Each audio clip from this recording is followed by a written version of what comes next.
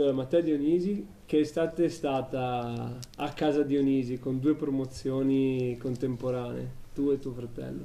Ma sicuramente è un'estate bella, abbiamo passato un'ottima estate e abbiamo festeggiato entrambi questo traguardo raggiunto che ci eravamo prefissati entrambi all'inizio campionato, quindi meglio di così non poteva andare, poi sicuramente sono stato bene e ho festeggiato abbastanza. Ora i festeggiamenti sono finiti e si ricomincia a faticare. Sì, neanche a farlo apposta abbiamo iniziato tutte e due paradossalmente lo stesso giorno, quindi abbiamo iniziato a faticare di nuovo insieme e speriamo che quest'anno vada come l'anno scorso, che sia pieno di soddisfazioni per entrambi.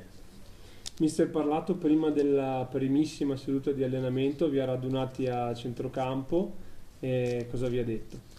No, ha detto sicuramente ci ha presentato per fare un briefing iniziale, ci ha detto che responsabilità portava questa maglia, un onore doveva essere indossarla e quindi di rispettarla fino all'ultimo minuto diciamo di ogni gara, perché alla fine sostanzialmente è quello che abbiamo fatto l'anno scorso e è quello che vuole far capire ai nuovi e ai vecchi di continuare su quella strada. A proposito di questo, l'anno scorso una delle componenti vincenti del Padova è stata lo spirito, il grande gruppo che si è creato da niente perché poi eravamo tutti sconosciuti un anno fa. E come pensi che voi vecchi dobbiate passare questo spirito? Ma sicuramente, come ho detto prima, dobbiamo far capire ai nuovi l'importanza della maglia, ma penso che siano tutti giocatori di esperienza che hanno fatto categorie e calcato campi importanti e quindi sanno il valore della maglia, sanno quanto conta la piazza di Padova e che c'è da rispettarla fino alla fine, da dare il massimo, sudare fino all'ultimo minuto sempre.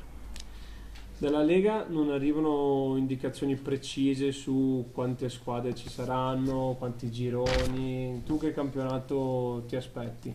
Ma sicuramente mi aspetto di ripagare la fiducia che mi è stata data dalla società, quindi spero di fare un buon campionato, di dare il mio apporto alla squadra positivo e speriamo di sia un anno come l'anno scorso pieno di soddisfazioni.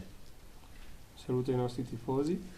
Sì, ringrazio tutti i tifosi per la stima che mi hanno dimostrato l'anno scorso e inizio quest'anno e quindi mi auguro di festeggiare, di raggiungere tanti traguardi insieme e, come ho detto prima, sia un anno pieno di soddisfazioni per entrambi.